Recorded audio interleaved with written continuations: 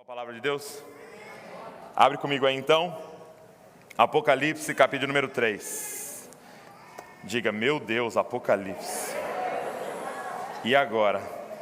Será que eu vim no culto certo? Apocalipse, capítulo de número 3. Apocalipse, capítulo número 3. Você que está em casa, hoje é o nosso partir do pão. Então, prepara aí o pão, prepara aí o suco da uva para a gente cear juntos, ok? Então hoje é o partir do pão, nós vamos cear juntos, sentar à mesa do Senhor juntos. Após a mensagem, ok? Apocalipse, capítulo número 3, verso de número 14. Quem achou, diga, eu amo a Bíblia. Eu amo a Bíblia. Quem não achou, diga, eu também. Você ouve todo domingo isso, por que você ri, gente? Vamos lá. Você ouve a distância, né? Estou falando. Vamos lá. Ao anjo da igreja em Laodiceia, escreva: estas são as palavras do Amém, a testemunha fiel e verdadeira, o soberano da criação de Deus. Conheço as suas obras e sei que você não é frio nem quente. Melhor seria que você fosse frio ou quente, assim, porque você é morno, não é frio nem quente, estou a ponto de vomitá-lo da minha boca. Você diz, estou rico, adquiri riquezas e não preciso de nada. Não conhece, porém, que é miserável, digno de compaixão, pobre, cego e que está nu. Dou-lhe este conselho: compre de mim ouro refinado no fogo, e você se tornará rico. Compre roupas brancas e vista-se para cobrir as suas vergonhas, nudez, sua vergonhosa nudez, e compre colírio para ungir os seus olhos e poder enxergar. Repreendo e disciplino aquele que eu amo. Por isso, seja diligente e arrependa-se. Eis que estou à porta e bato. Se alguém ouvir a minha voz e abrir a porta, entrarei e cearei com ele e ele comigo. Ao vencedor, darei o direito de sentar-se comigo em meu trono, assim como eu também venci, e sentei-me com meu Pai em seu trono. Aquele que tem ouvidos, ouça o que o Espírito diz às igrejas. Feche seus olhos. Pai, estamos aqui diante das Escrituras Sagradas, estamos aqui diante da Tua Palavra, que é a verdade, que é essa espada, Senhor, afiada, que penetra onde nada mais consegue penetrar, que acessa onde a psicologia, os livros, a antropologia, nada consegue chegar, Pai. Então vem, Pai, com Teu Espírito Santo e nos guia em toda a verdade. Transforma-nos através da revelação da Tua Palavra. Nós precisamos de Ti, precisamos ouvir Tua voz. Não tem como, Pai, não tem como, Pai, continuar sem o Senhor. Nós necessitamos, Pai. Nós necessitamos do Senhor, assim como uma terra seca clamando por água, Pai. Aqui nós estamos clamando pela Tua revelação, no nome de Jesus, amém.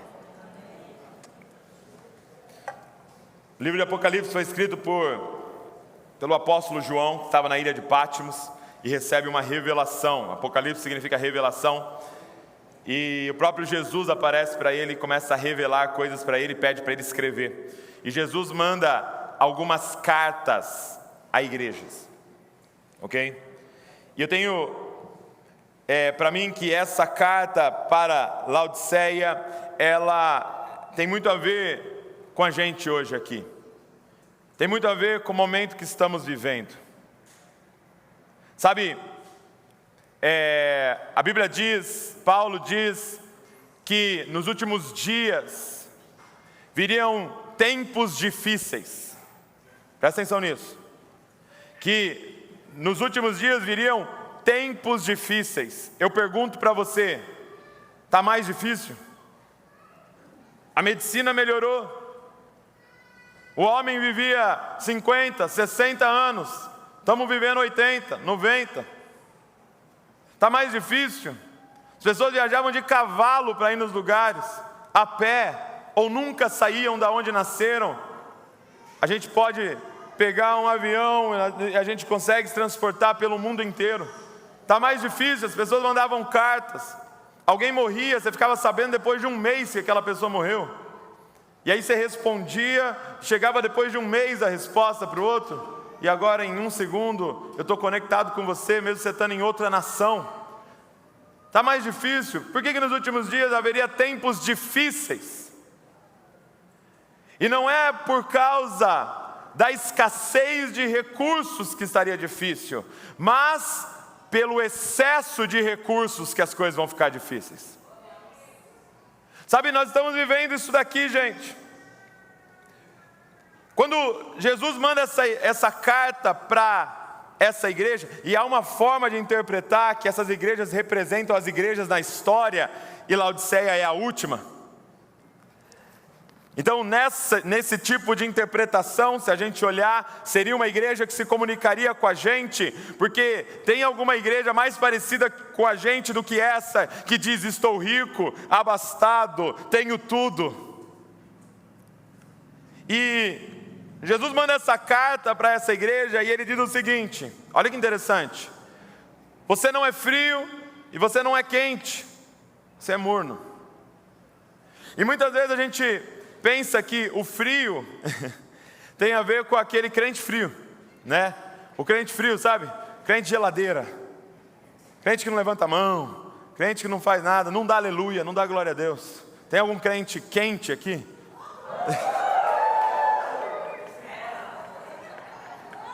E o crente quente, né? É o que dá glória a Deus, aleluia, rajada de línguas estranhas. Mas não é disso que está falando aqui, ok?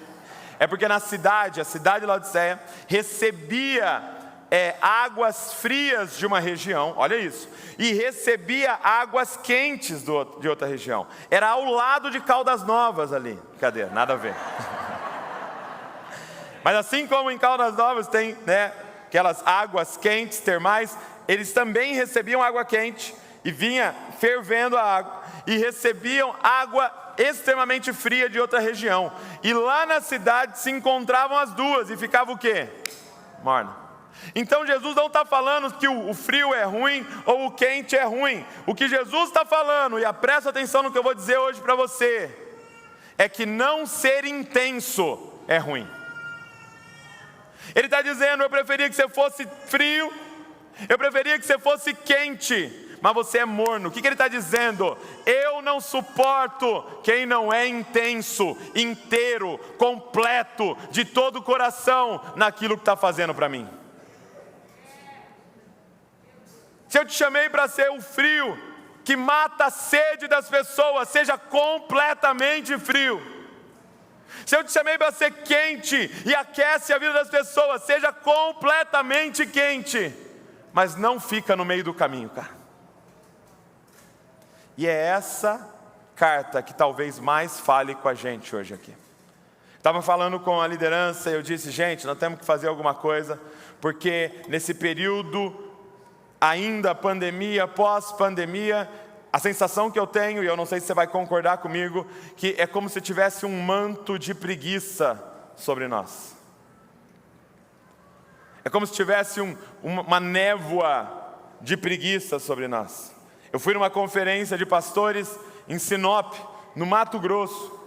E chegando lá, sabe qual era a reclamação dos pastores? Do que eles estavam conversando entre si? Eles falavam assim: gente, a galera parou de ir também na igreja durante a semana lá na cidade de vocês? Alguma atividade que acontece durante a semana, o pessoal também não está indo lá na cidade de vocês? E eram todos falando: sim. A galera não está mais indo na igreja durante a semana. Muitos não voltaram para o domingo, mesmo tendo sido liberado. Por quê? Porque há uma morosidade, há uma névoa de preguiça, há uma mornidão querendo tomar o nosso coração, cara. Uma igreja que não tinha intensidade. Eu quero te mostrar um texto que mexe muito comigo. Abre aí 2 Crônicas. Segundo livro de Crônicas. Gente, vocês preferem que eu pegue o bastão? Você acha? Porque está dando uma... Ou está de boa? Beleza. Segundo livro de Crônicas, capítulo 25.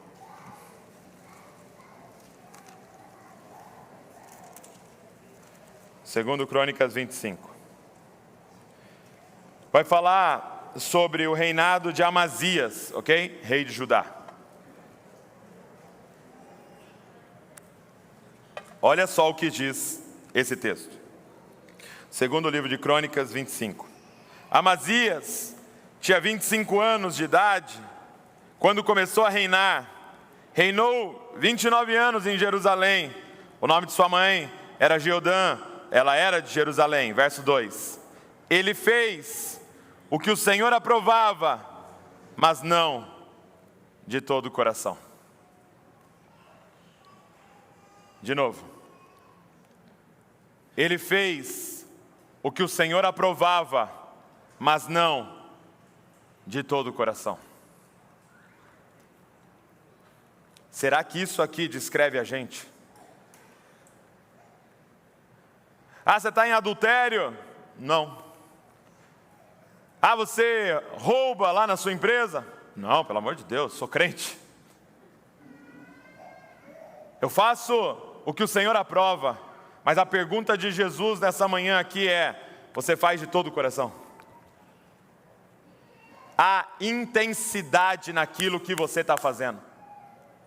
Há intensidade na sua entrega.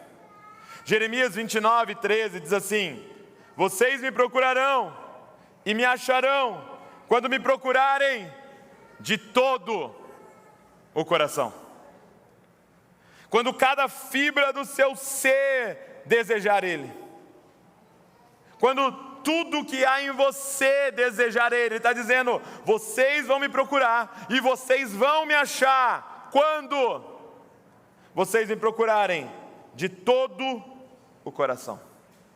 Mas a pergunta hoje aqui é: por que Laodiceia estava morna? E por que talvez eu e você podemos estar mornos? Primeiro, a primeira resposta é: porque a religiosidade nos leva à mornidão. Um coração religioso nos leva à mornidão. Olha só o que está escrito no verso 17 de Apocalipse 3. Você diz: estou rico, adquiri riquezas e não preciso de nada.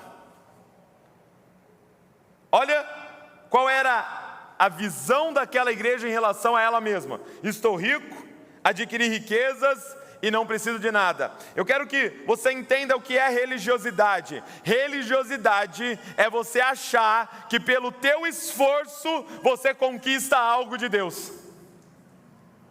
Religiosidade é você achar que há mérito em você por estar aonde você está. Estou rico, abastado, não preciso de nada, adquirir riqueza. A palavra da religiosidade, gente, é adquirir. Comprei. Essa é a palavra na boca do religioso. Talvez ela se expresse de uma outra forma de vez em quando, em paguei o preço. Está pagando o preço? Por quê? Por que que esse coração nos leva a religiosidade, esse coração de religioso nos leva à mornidão? Sabe, essa igreja, ela tinha dificuldade de enxergar pecado em si. Ela não enxergava pecado em si. Segundo, ela se vangloriava de andar em santidade. Ela falava: adquiri, é meu mérito. Sou top porque eu sou um crente raiz. Sou top porque eu sou um cara dedicado. Sou top porque eu estou fazendo o que tem que ser feito. E é muito louco porque você começa então a julgar o outro, desprezar o outro. Você viu? Fulano aqui? Foi na balada. Ainda faz stories. Absurdo. Graças a Deus que eu estava na igreja nesse dia. Na vigília. Aleluia. Começa a se achar melhor do que os outros. Olha a fala: não preciso de nada, não preciso de ninguém, eu tenho tudo que eu preciso. Por quê? Porque eu sou o suficiente. Só qual é o problema dessa mentalidade? É que ela vem carregada também de não preciso de Cristo. Cara, nós temos uma igreja em que Jesus está à porta e bate.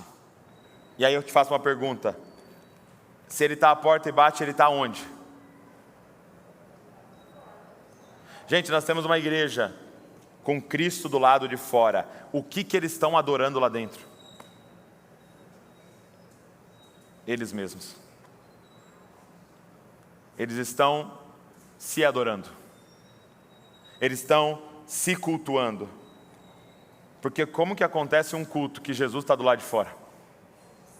Como que acontece uma reunião da igreja que Jesus está do lado de fora?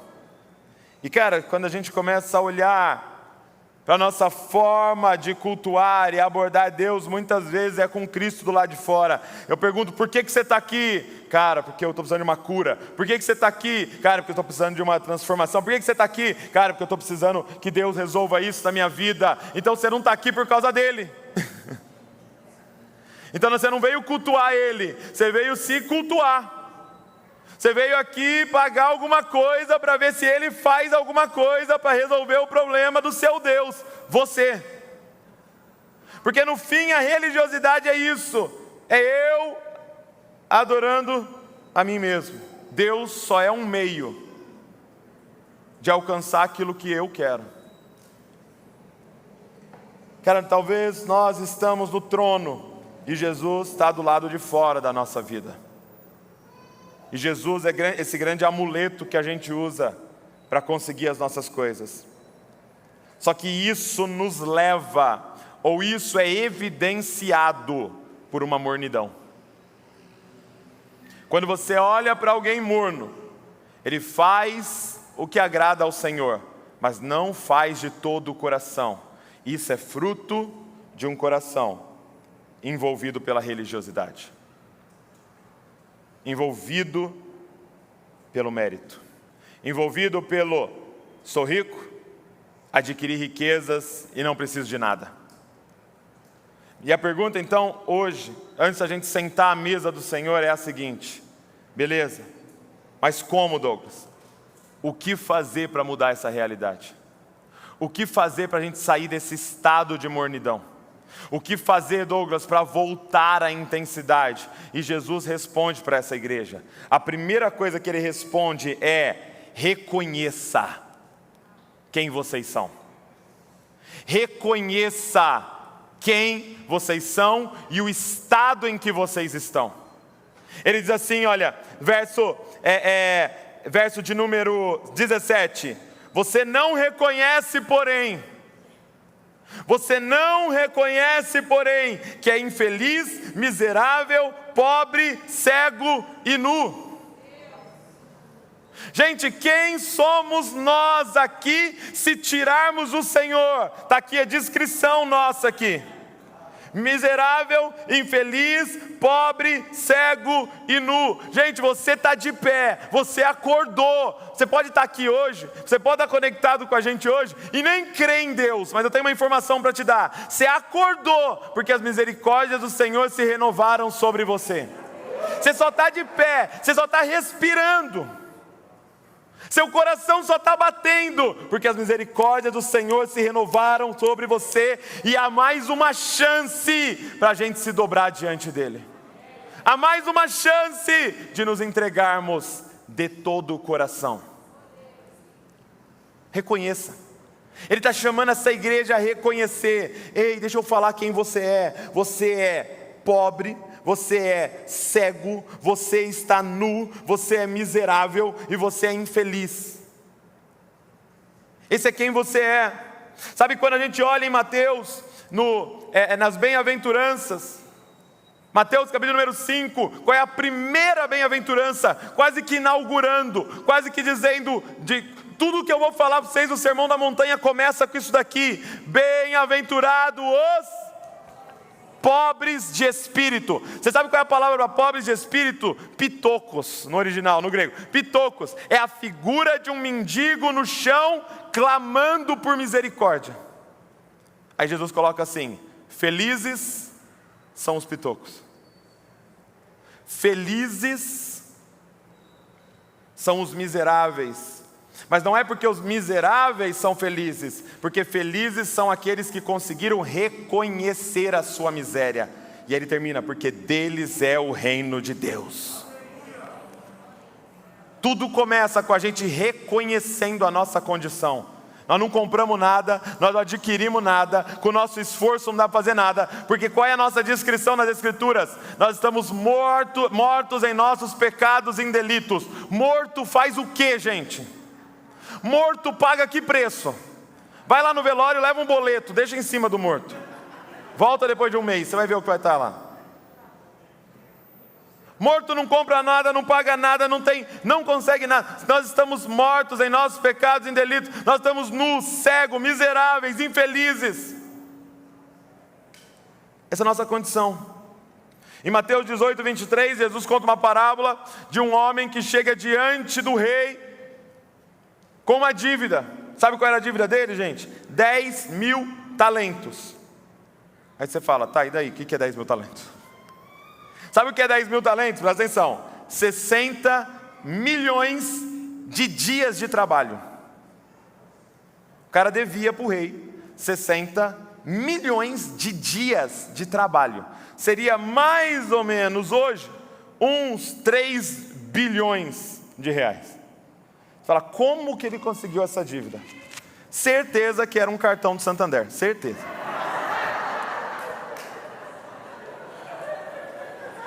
Certeza que ele não pagou alguma fatura e deu uma acumulada.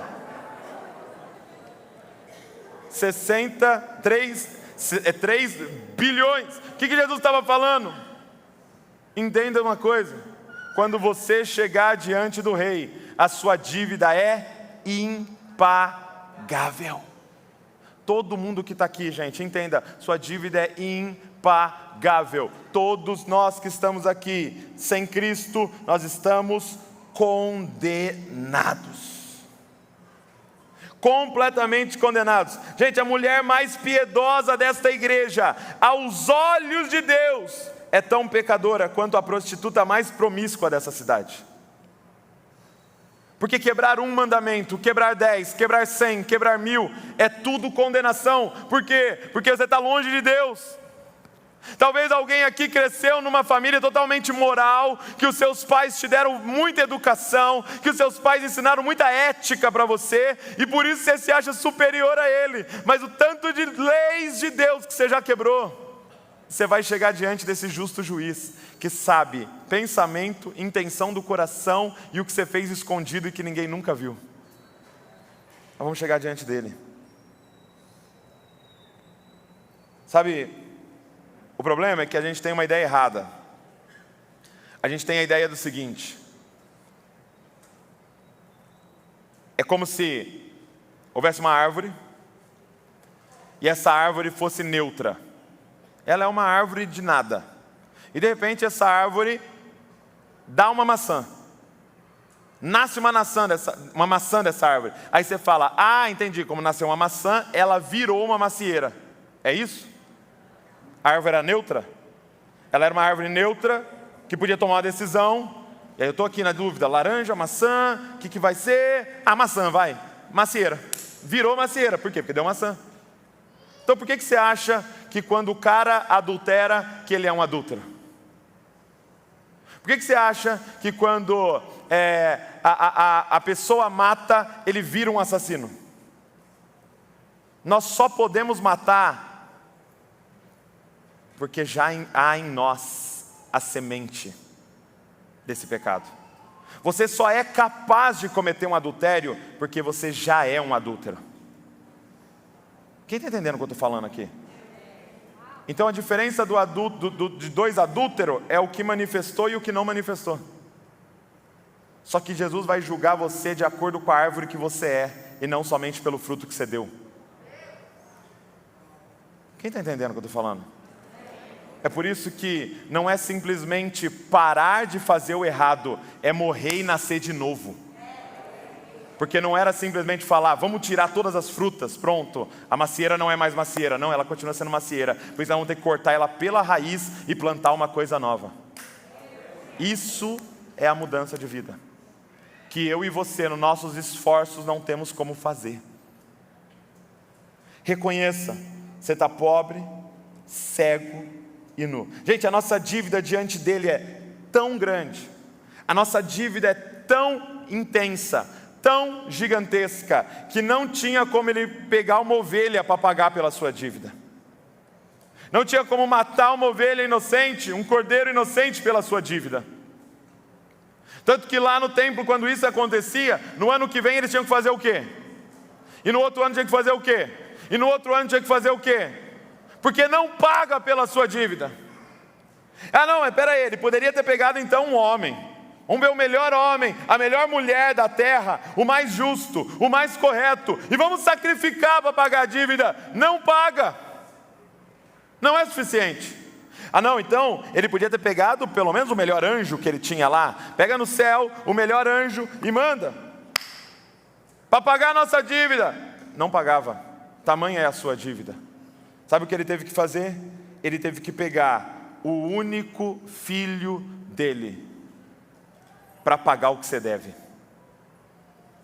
Ele teve que pegar o que ele tinha de mais precioso em todo o universo, nos céus e na terra. Ele teve que pegar o que mais tinha valor e falar: é só isso aqui que é capaz de pagar pelo que você deve, que é capaz de substituir pelo que você fez, que é capaz de vencer a condenação que está sobre você. Então, gente, a primeira coisa que a gente tem que fazer aqui, quando a gente percebe a mornidão vindo sobre nós, é voltar para o pó e entender quem nós somos diante de Deus.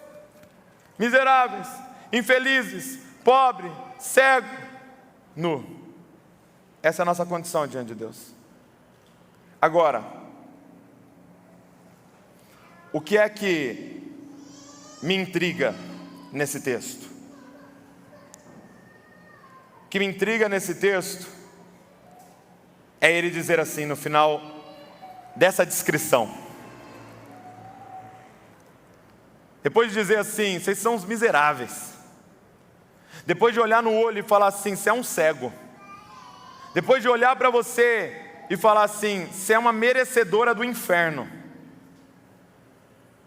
Depois de dizer assim: você está na condição mais desprezível, você é completamente sujo. Aí ele fala assim: mas eis que estou à porta e bato. E como que dizendo assim: e eu estou indo para casa desse miserável, pobre, cego, nu e infeliz, e estou desejoso de entrar e cear com você, infeliz, e cear com você, miserável, e cear com você, pobre, cego e nu. Eu estou à porta dizendo: deixa eu entrar, cara. Deixa eu entrar, eu te quero. Mas o que você quer? Eu te quero. Por quê? Porque eu sei no que eu posso transformar você, se você deixar eu entrar, cara. E diz a Bíblia assim, que eu entrarei, presta atenção nisso, e cearei com ele, e ele comigo. O que ele está dizendo? Eu vou entrar, e primeiro eu vou comer na sua mesa. Põe a mesa para mim. Mas eu tenho miséria para pôr na mesa. Ele: põe na mesa. Eu tenho pecado para pôr na mesa. Põe na mesa. Eu tenho todas as minhas feridas para pôr na mesa. Põe na mesa. Eu tenho tudo que eu já fiz de errado, todas as pessoas que eu já machuquei na história. Põe na mesa. Porque depois que você pôr a sua mesa, eu vou pôr a minha mesa. Eu vou cear com você e você vai cear comigo. Depois de ele nos jogar na lona e parecer que ele está dizendo: eu não quero ver vocês pintados de ouro, ele fala: eis que estou à porta e bato. Ah, se você abrir, você vai ver um Deus pulando no seu pescoço desprezível.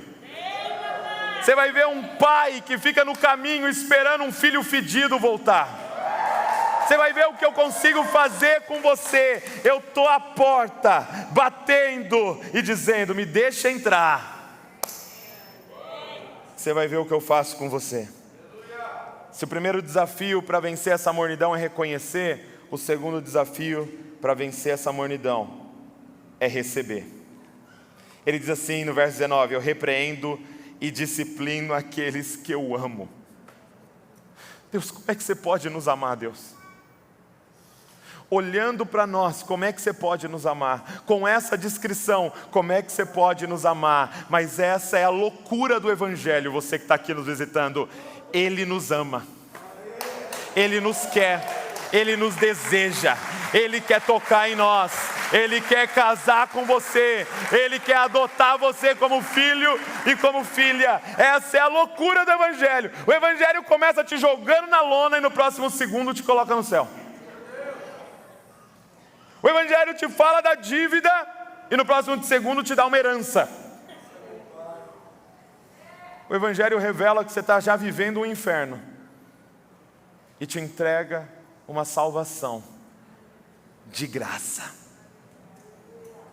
Você precisa receber de graça. Gente, entenda uma coisa: nós não estamos batendo na porta de Deus e insistindo, deixa a gente entrar, por favor, prometo que eu dizimo, deixa a gente entrar, por favor, prometo que eu faço jejum, deixa a gente entrar, por favor, prometo que eu vou na igreja todo domingo. Não, não é você que foi bater na porta de Deus, foi Deus que encarnou e veio bater na nossa porta. Não foi eu que achei Deus, foi Deus que achou você. Não foi Jesus não fui eu que aceitei Jesus, foi Jesus que nos aceitou. No final do culto a gente fala, quem quer aceitar Jesus? Né? Mas na verdade, eu entendo a frase, que é entregar a vida, né? Mas na verdade seria, Jesus, quem que você quer aceitar hoje aqui? Ela aqui. Levanta a mão, Jesus, você quer ela? Acho que ele levantou, hein?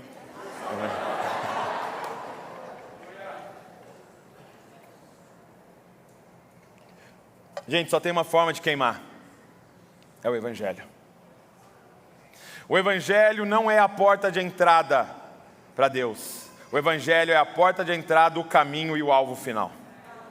O Evangelho não é assunto para novo convertido. Evangelho é para absolutamente tudo que a gente for fazer na vida com Deus. É o caminho. O Evangelho é para ser lembrado todos os dias. Ele disse, façam isso em memória de mim. Ali nós estamos falando, a gente usa para falar da ceia, mas muitos interpretam, é para toda a refeição. Vai tomar café, lembra dele. O corpo, o sangue. Eu era esse pobre, cego, nu, miserável, infeliz. Mas ele veio na minha porta e começou a bater, bater, bater. E eu abri, e ele entrou e mudou completamente a minha vida. O Evangelho tinha que ser o nosso primeiro pensamento.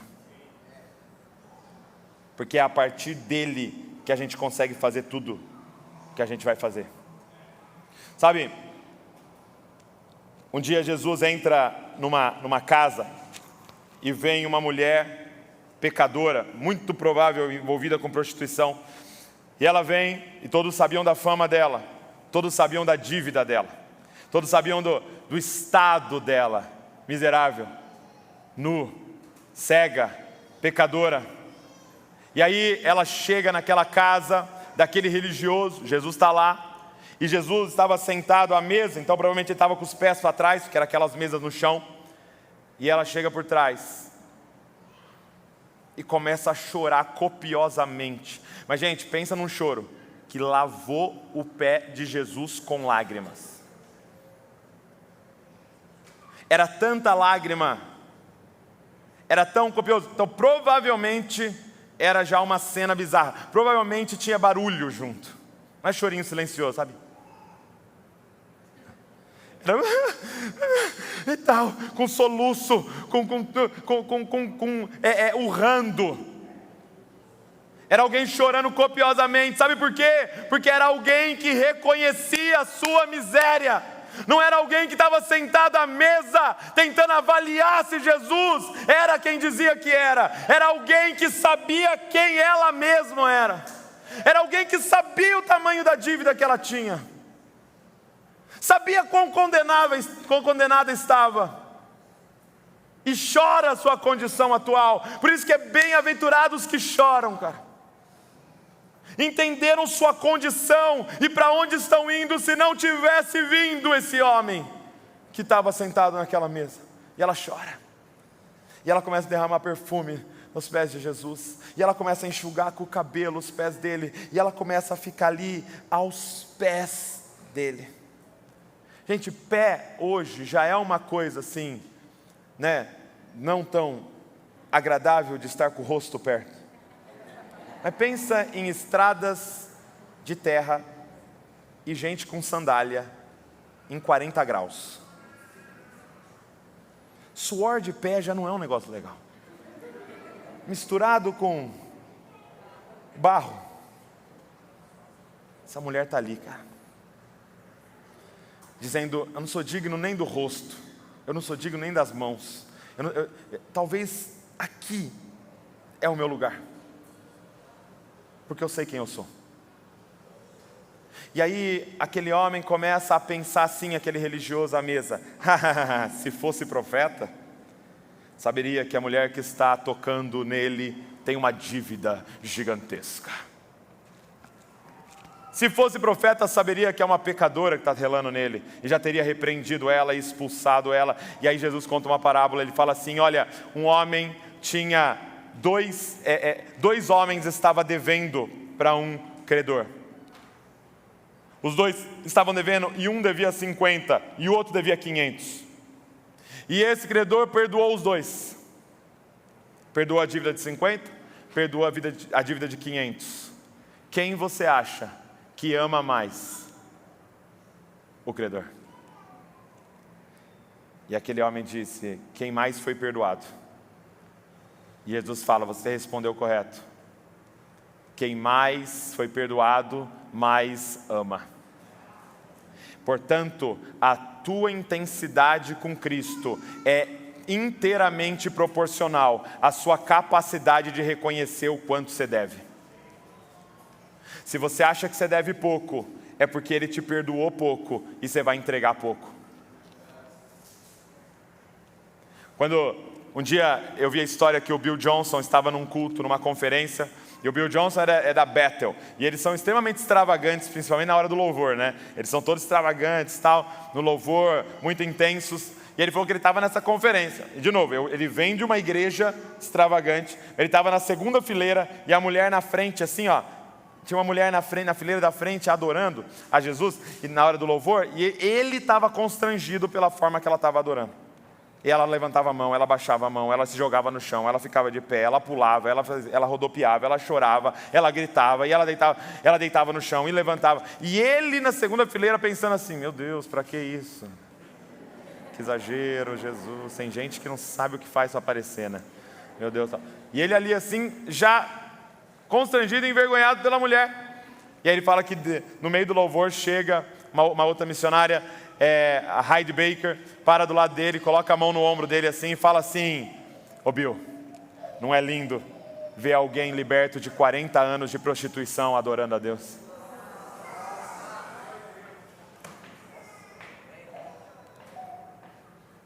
Sabe qual é o problema?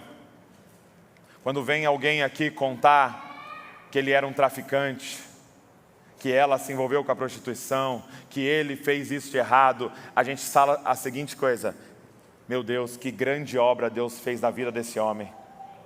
Mas olha o que está nas entrelinhas: na minha foi pequena. Olha o que a gente está dizendo: Jesus teve trabalho para salvar esse aí, hein? Para mim salvar foi mais fácil. Filho de pastor, fez assim, tá salvo. Filho de pastor, neto de pastor, precisou de uma gota de sangue, salvou. Só qual é o problema disso? Como é que é a intensidade de quem acha que foi preciso uma gota de sangue para te salvar? Como é que é a resposta da sua adoração?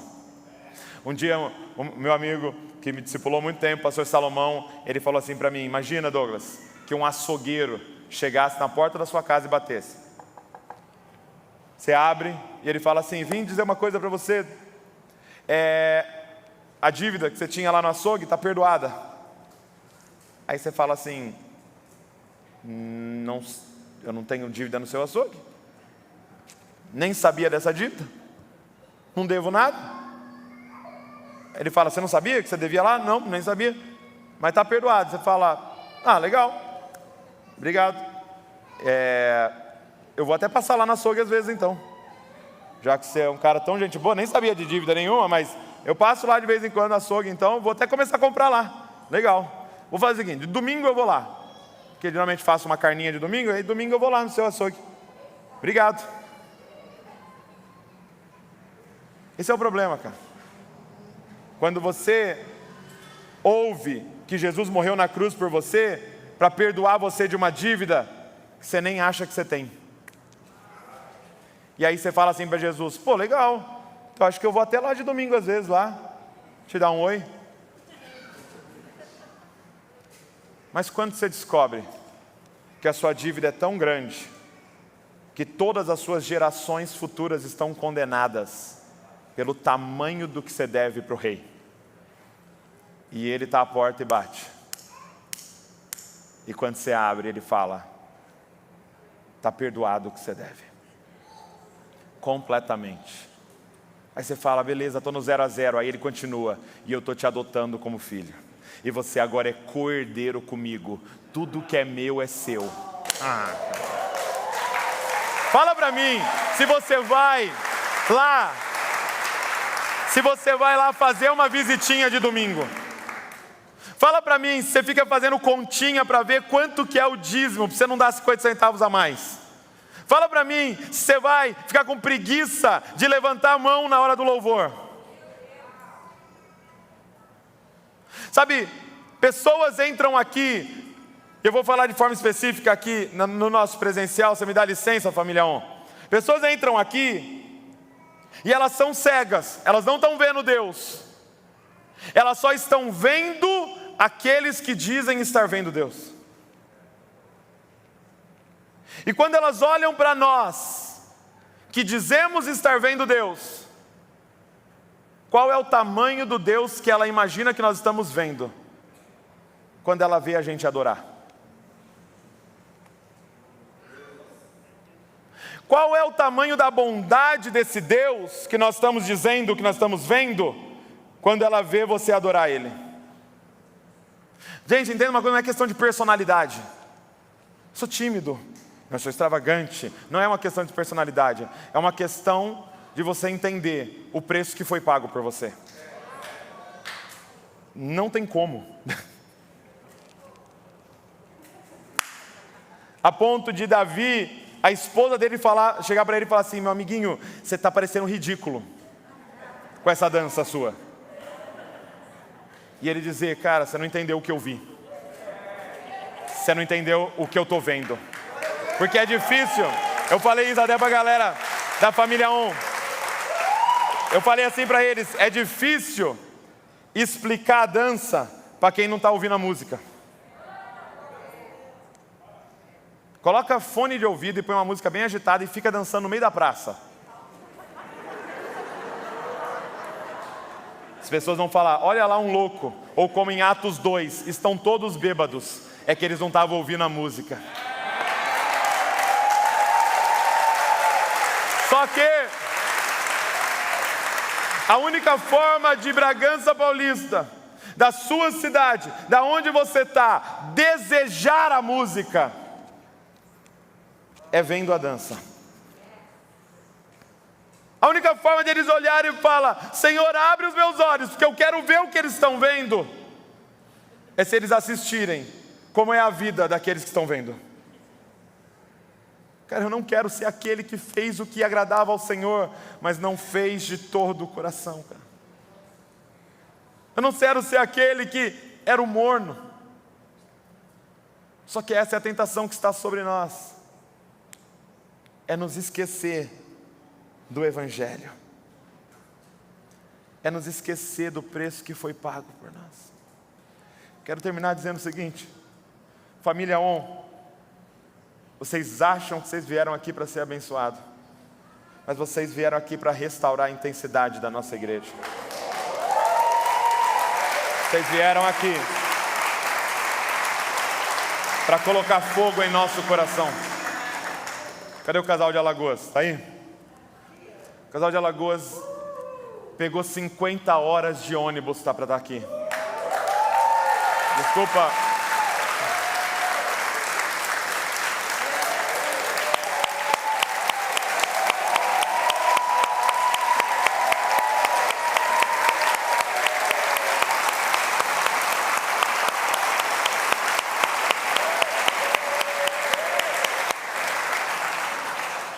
Desculpa, mas eu quero ver o que eles estão vendo.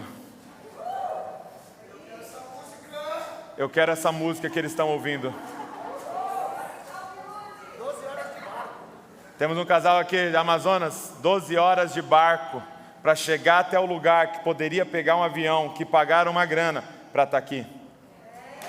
Cara, qual é?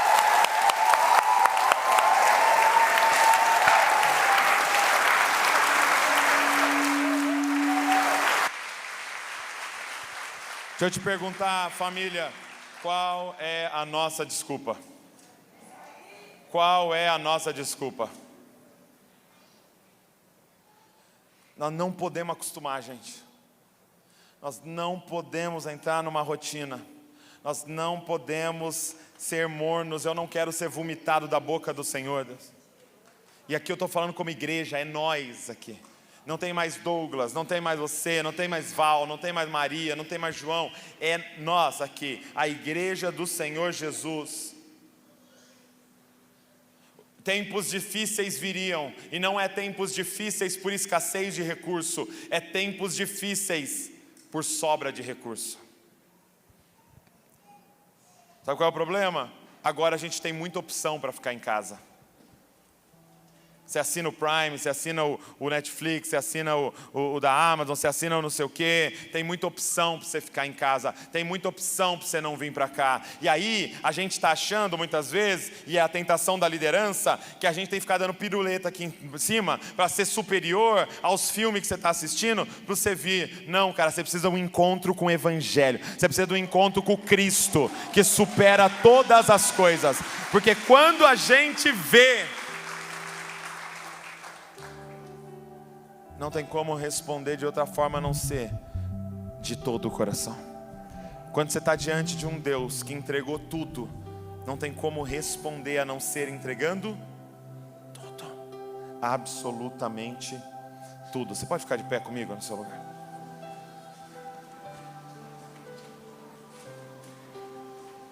Nós vamos sentar à mesa do Senhor. Feche seus olhos comigo. Feche seus olhos porque nós vamos orar para Deus abrir os nossos olhos. Feche seus olhos porque nós vamos clamar para Deus curar a nossa cegueira. Nós estamos aqui pedindo, manda colírio, Jesus. Manda o teu colírio, veste-nos com vestes brancas, Senhor. Enriquece-nos com as tuas riquezas, Senhor. Ele está dizendo, eis que estou à porta e bato. Ele está dizendo, eu vejo a tua cegueira, eu vejo a tua miséria, eu vejo a tua nudez, eu vejo o teu estado, mas eis que estou à porta e bato. Eu não estou atrás dos perfeitos, eu estou atrás dos quebrados, porque eu sou um salvador. Entende? Ele é atraído pela tua miséria, mas ele está dizendo, chegou a hora de você abrir a porta e deixar eu entrar e cear com você e você comigo. Ele está te convidando a sentar à mesa hoje. Ele está dizendo, eu vou dar o meu corpo e o meu sangue por você, mas eu quero que você dê tudo. Eu quero que você se entregue intensamente. Chega de mornidão. Família, chega de mornidão. Esse manto de preguiça, esse manto não vai cair sobre nós, porque ainda nós somos aqueles que queimam de amor por Jesus. Nós ainda somos aqueles que amam de todo o coração. E nós vamos adorar Ele aqui agora, antes da gente cear. Mas é uma adoração proporcional a esse amor, gente. Eu não sei o que você vai fazer, mas é uma adoração proporcional a esse amor. Vamos.